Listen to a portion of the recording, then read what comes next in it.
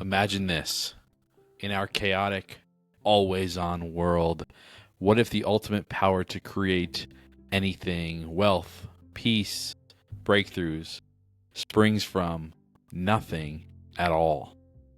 Stick around because this ancient wisdom is flipping modern lives upside down, and yours could be next.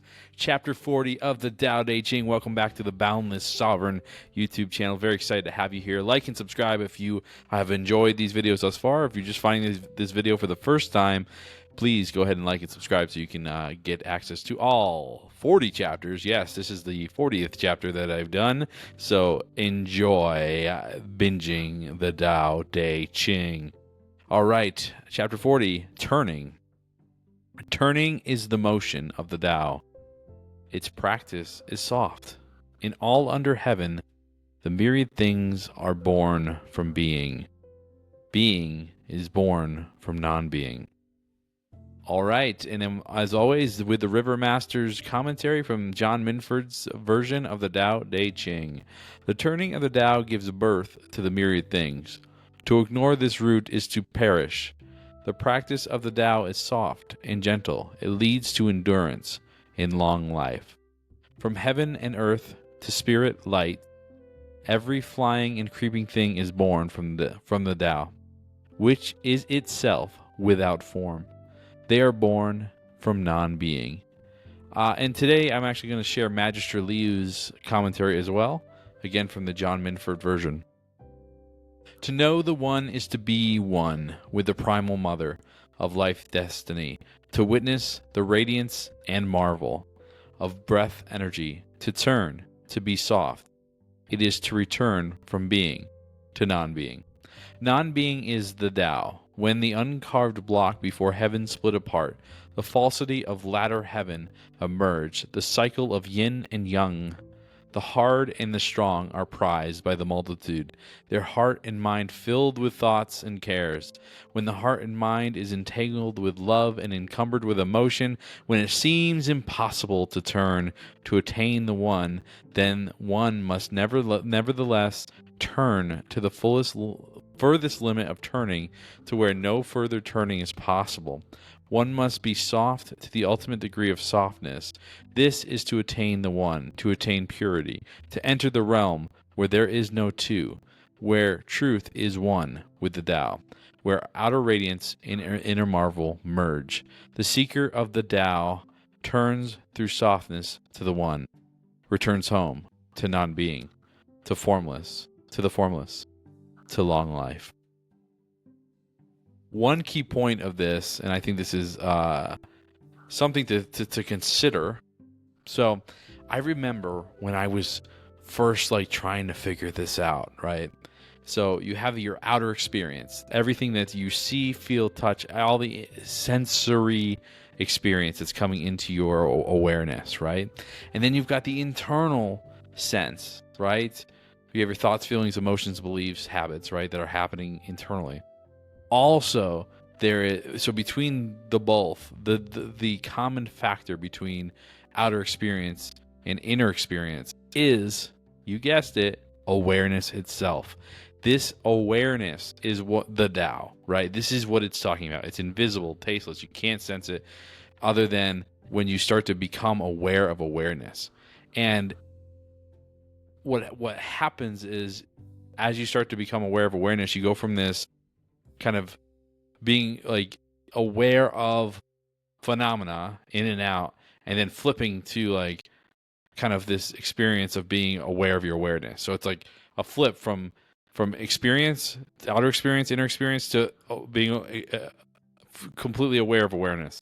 And it's like it flips back and forth and back and forth and back and forth and back and forth, and you forget sometimes about awareness, and you get lost again in the outer radiance or the inner marvel, right? You get lost. So then you flip to completely external. Then you meditate. Maybe you can flip back to internal, and it's this flip between internal, external, and then flip from between noticing the awareness and noticing everything that's happening inside and outside. And what you eventually happens when you make this flip enough times is you start to actually it almost starts to merge into one experience.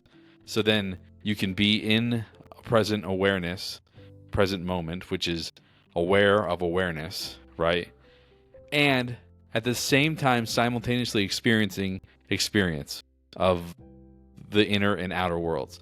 So it's almost like this merging that happens, but it takes a lot of practice, because you're habitually focused on either everything that's happening outside of you, or you're habitually focused on your internal experience of thoughts, feelings, beliefs, emotions, right?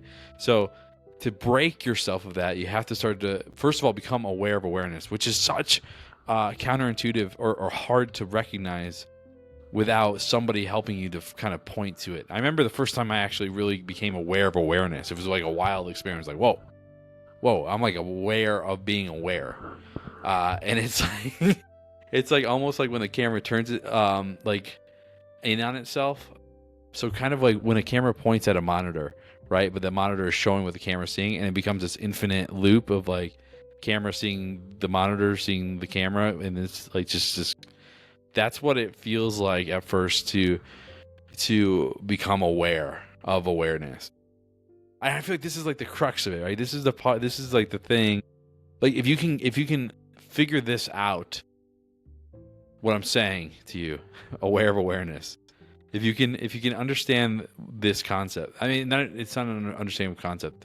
It's you have to experience what it's like to become aware of awareness, and it's like trippy because it's like, whoa, like I don't know how to explain it, but it's I remember I was reading Rhonda Byrne's The Secret, but it wasn't The Secret. It was like the third book in the series, and she's talking about this idea of becoming aware of awareness, and for some reason, I kind of had an awareness of awareness before.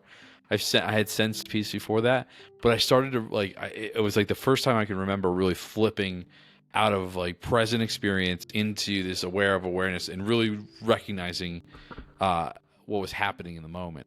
And boy, it was like, yow, it was wild. It was so crazy. And then when you get there, when you can hang on to that aware of awareness, your body, you know, the results or the symptoms of what happens when you become aware, your body, like your nervous system, like settles, right, and you end up in this state of being.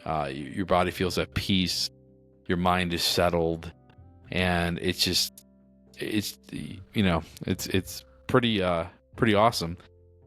There's things later you can do with this like awareness where you can move it around and you can move it outside yourself. You can do all kinds of crazy stuff with once you've kind of had this experience of becoming aware of your awareness, and then you can move it even to different parts of your body. I think I've mentioned in previous chapters about yoga nidra and this idea of being able to kind of go through your different points of your body in this mental scan. Really what you're doing is you're moving your awareness to different parts of your body, and as you do that, you're relaxing the body. It's basically, they call it yogic sleep, and so it does replenish you and kind of brings up your energy, but it's playing around with this awareness that you can kind of start to control and move around. And some remote viewing and this sort of stuff is really that awareness moving into other parts of physical reality, or you can move it through time and space. And this is where it gets a little bit kind of crazy if you haven't had this experience.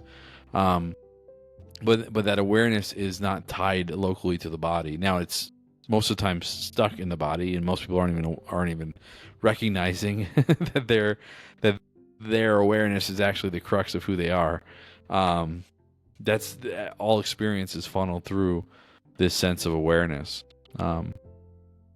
It can be pretty wild, but this is essentially what this chapter is talking about is turning kind of what I was saying at the beginning, with this flipping in and out of experience and flipping into this sense of awareness, which is essentially non-being. It is essentially the Tao, and is where all experience begins, and it's really this emptiness where experience starts. So Wow. So this was an exciting one. Glad to have you guys along for this journey. If this video resonated with you, please like and subscribe to the channel. Again, this when you like and subscribe, it's not about me or anything about to do with the Boundless Sovereign, other than that these videos get out to more people when you like and subscribe, and that helps more folks get to experience the Tao Te Ching, and it helps to help them grow and to see themselves for who they really are. So again, this is the Boundless Sovereign YouTube channel. Thanks for joining us. We'll see you in chapter 41 of the Tao Te Ching.